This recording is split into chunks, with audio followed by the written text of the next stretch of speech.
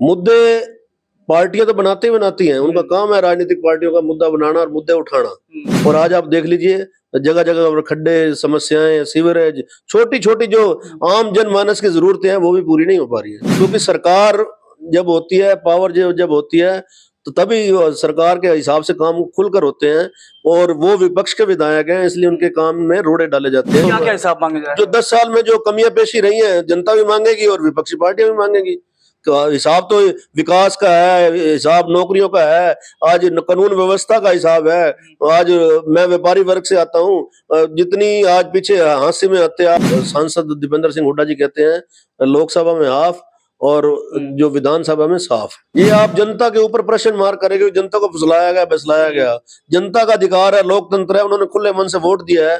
आप जनता के ऊपर ही क्वेश्चन मार कर रहे हो, इससे बड़ी और दुर्भावना की बात और क्या हो सकती है। इससे पहले आपके संज्ञान में बात ला दूं कि हरियाणा में सबसे पहले मैंने व्यापारी कल्याण बोर्ड के गठन की मांग की थी। नमस्कार, आप देख रहे हैं चुनाव एक्सप्रेस हरियाणा। मैं हूं आपके साथ मयूर शर्मा।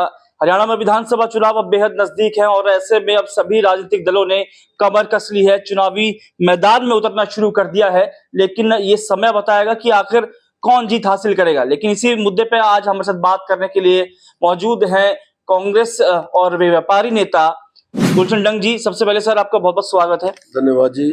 सर, सबसे पहला सवाल आपसे ये रहेगा, आप रोहतक में हैं, रोहतक की समस्याएं हैं, क्या क्या मुद्दे ऐसे रहेंगे जो कांग्रेस इस बार लोगों के बीच में जाएगी? देखिए, इस बार बड़ा पीछे आपने लोकसभा में देखा, मुद्दे पार्टियां तो बनाती बनाती हैं, उनका काम है राजनीतिक पार्टियों का मुद्दा बनाना और मुद्दे उठाना। एक लोकतंत्र का एक जो पहलू है, विपक्षी पार्टियां हमेशा ये जो है सत्ताधारी पार्टी में जो कमियां हैं वो निकालती हैं, वो एक उनका धर्म भी बनता है, वो करते हैं। परंतु आपने पीछे लोकसभा के चुनाव में देखा होगा कि जनता ने खुद बढ़ चढ़ के इस बार वोट दिए और यहाँ से भाजपा को भारी बहुमतों से हराया। तो मुद्दा स्पष्ट है, आज लोगों में कांग्रेस के प्रति हरियाणा में एक बहुत बड़ी लहर है, क्योंकि भाजपा जो है अपने जो कार्यशैली से है वो बिल्कुल आज बैकफुट पर है। तो मतलब ये कॉन्फिडेंस हम कह सकते हैं कैसे कि 5 सीटों पे जीत हासिल की, रोहतक से एक तरफा जीत, बम्पर जीत दीपेंद्र सिंह हुड्डा जी ने हासिल करी। तो इस बार भी आपको लग रहा है विधानसभा चुनाव में बदलाव कुछ होगा?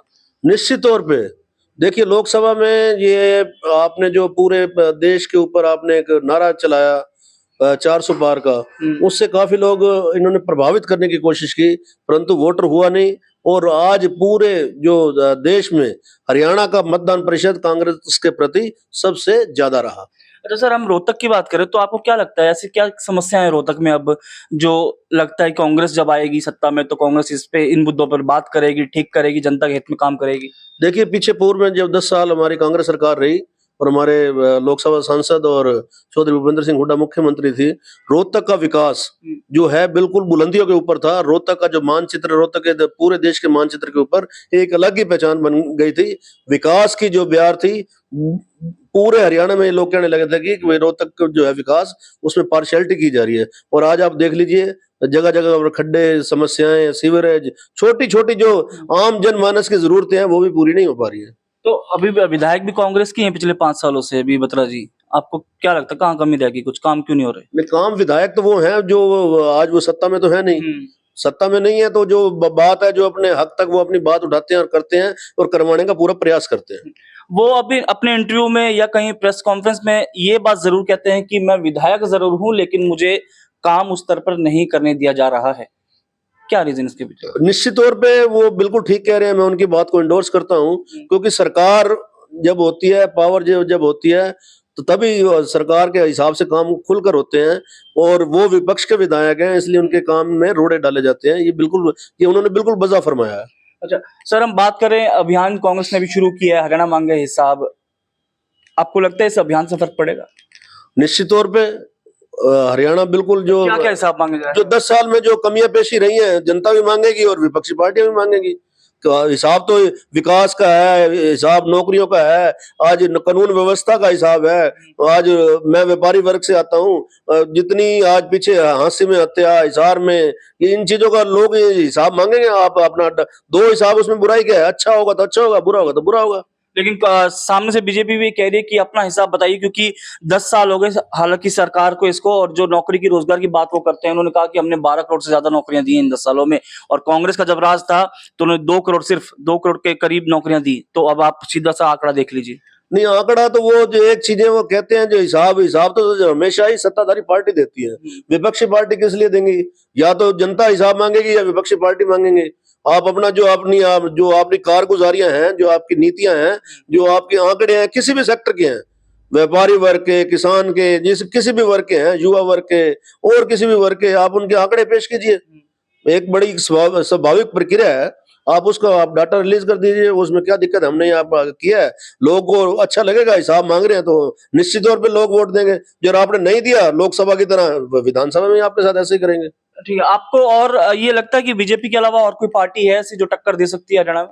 आज के दिन में दो ही पार्टियां हैं जो मैदान में है, वो राष्ट्रीय पार्टी कांग्रेस पार्टी और भारतीय जनता पार्टी, और निश्चित तौर पे कांग्रेस पार्टी का एज हरियाणा में आज बहुत ऊपर है। अभी हाल ही में गठबंधन भी हुआ है बसपा इनेलो का, अब क्या लगता है इससे कुछ फर्क पड़ेगा? देखिए, अब इन चीजों का जो जनता मन बना चुकी है, और उसका नतीजा जो है आपको लोकसभा में देखने को मिल गया है, और उसका जो है जिस तरह हमारे सांसद दीपेंद्र सिंह हुड्डा जी कहते हैं, लोकसभा में हाफ और जो विधानसभा में साफ। ये भूपेंद्र हुड्डा जी भी एक अपने इंटरव्यू में कहा कि अभी नारा लेकर चल रहे वो। चलिए हम बीजेपी की अगर बात करें, टक्कर आपकी सीधी बीजेपी से रहेगी, तो बीजेपी का भी कहना है कि लोकसभा के चुनाव में जनता को बहलाया गया, फुसलाया गया, इसलिए वो कैसे न तैसे जीत गए, लेकिन विधानसभा में ये होने नहीं दिया जाएगा। ये आप जनता के ऊपर प्रश्न मार करेंगे, जनता को फुसलाया गया, बसलाया गया। जनता का अधिकार है, लोकतंत्र है, उन्होंने खुले मन से वोट दिया है। आप जनता के ऊपर ही क्वेश्चन मार कर रहे हो, इससे बड़ी और दुर्भावना की बात और क्या हो सकती है? जिस जनता ने, जिस वोटर ने अपनी डेमोक्रेसी के तहत वोट दिया, आप उनको कह रहे हो कि उनको लुभाया गया और ये किया गया। अरे वो क्या लुभाएंगे? आप अपने जो 10 साल की सत्ता में जो आपने काम करने थे वो करके दिखाते। लोग अपने आप उन्हीं वोट उसी, ये लोकतंत्र है जी। लोकतंत्र में जनता उसी को उठाती है, उठा भी देती है और बिठा भी देती है। ये लोग डेमोक्रेसी है, और यही हमारे देश की खूबसूरती है। सर आखिरी सवाल मेरा आपसे ये रहेगा, रोहतक में हमने शुरुआत भी इसी से करी थी कि रोहतक में आपको क्या लगता है, और मतलब ऐसी क्या समस्या है जिस पे काम होना चाहिए और आपकी सरकार ही कर सकती है? देखिए, रोहतक में निश्चित तौर पे जो पहले विकास हुआ है, जो इतना अच्छी सड़कें, इतना पैराफ्रेज, ये सारा रोहतक के सराउंडिंग बना है, उसको भाजपा सरकार वो खड्डे भी नहीं भर सकी है। हम उसको पटरी को दोबारा, और जिस तरह हमारे सांसद दीपेंद्र सिंह हुड्डा जी कहते हैं कि मेट्रो हम यहाँ तक लेके आएंगे, डेवलपमेंट की, विकास की जो भी चीजें होंगी रोहतक में, चाहे इंडस्ट्री हब हो, एजुकेशन हब हो, ये सारी, और विशेष तौर पे क्योंकि मैं व्यापारी वर्ग से आता हूं, अभी हमारा व्यापारी सम्मेलन भी 11 अगस्त को होने जा रहा है, तो ये कांग्रेस पार्टी की एक अच्छी पॉजिटिव सोच है कि उन्होंने हमारे को कहा है कि आप हमें सुझाव और अपने प्रपोजल दीजिए, हम उसको कांग्रेस के घोषणा पत्र में रखेंगे। और 11 अगस्त की रैली को हमने व्यापारियों से, एमएसएमई सेक्टर से, हर तरह के उद्यमी से उनके विचार विमर्श और सुझाव ले रहे हैं, और निश्चित तौर पे उसमें हम अपना कांग्रेस के घोषणा पत्र में उनको समायोजित करवाएंगे। ये रैली कहाँ होने जा रही है सर? ये पानीपत में रैली होने जा रही है, और ये कांग्रेस पार्टी के बैनर तले जो है राज्य स्तरीय व्यापारी सम्मेलन होगा। अच्छा, आपको लगता है कि इससे जो व्यापारी जो लोग हैं, व्यापारी हैं, इसमें भी असर पड़ेगा, और मतलब चुनाव के लिए घोषणा पत्र में आप अगर मैनिफेस्टो में अपनी रखते हैं चीजें, तो इससे फर्क पड़ सकता है इन चुनावों में? निश्चित तौर पे आप किसी भी सेक्टर को इससे पहले क्या व्यापारी राहत दोगे, या कोई आप अपनी जो एक रोड मैप दोगे, तो आज व्यापार बड़ा मंदी के दौर में गुजर रहा है। कांग्रेस के राज में व्यापारी बड़ा खुश था। ये बात ठीक है कि कोई समस्याएं होती थी, तो हम तो चाहे धरने प्रदर्शन तो करने में हमारा व्यापार संगठन माहिर है, परंतु कांग्रेस में हमारी सुनवाई बड़ी जल्दी होती थी और हमारी बातों को माना जाता था, चाहे सरकार हो चाहे प्रशासन हो। तो आज तक क्या भारतीय जनता पार्टी के सामने नहीं रखी गई समस्याएं व्यापारियों द्वारा? रखी गई, पर वो मैंने सबसे पहले आपके संज्ञान में बात ला दूं कि हरियाणा में सबसे पहले मैंने व्यापारी कल्याण बोर्ड के गठन की मांग की थी, और उस टाइम प्रोसेस हमारा चला और लेट हो गया। इत्तेफाक से हमारी सरकार चली गई, भाजपा ने व्यापारी कल्याण बोर्ड का गठन किया, परंतु उसके जो जितने भी पदाधिकारी और अधिकारी इन्होंने डाले, वो मात्र एक औपचारिकता मात्र थी। उन्हें व्यापारी के कल्याण के ऊपर एक गंभीर जो काम करना चाहिए था उन्होंने नहीं किया। चलिए ठीक है, बहुत बहुत शुक्रिया। तो ये थे हमारे साथ कांग्रेस के नेता, व्यापारी नेता गुलशन डंग जी, जिन्होंने कहा कि अभी कुछ ही दिनों बाद एक तो रैली होने जा रही है व्यापारियों की, और कांग्रेस जो है अपने घोषणा पत्र में व्यापारियों के हित में जो काम हो सकते हैं वो मैनिफेस्टो में जरूर डालेगी। और कहीं ना कहीं अब इनका ये भी कहना है कि अब हरियाणा की जो जनता है वो बदलाव चाह रही है और शायद बीजेपी इस बार बड़ी हार का सामना करेगी। कॉन्फिडेंस साफ झलक रहा है क्योंकि लोकसभा चुनाव में दीपेंद्र सिंह हुड्डा ने एक तरफा जीत रोहतक से हासिल करी। 5 सीट हालांकि बढ़ गई दोनों में, लेकिन अब विधानसभा चुनावों की बारी है। देखना होगा विधानसभा चुनाव में कौन जीत हासिल करेगा। कैमरा पर्सन दिनेश गोस्वामी के साथ मयूर, चुनाव एक्सप्रेस।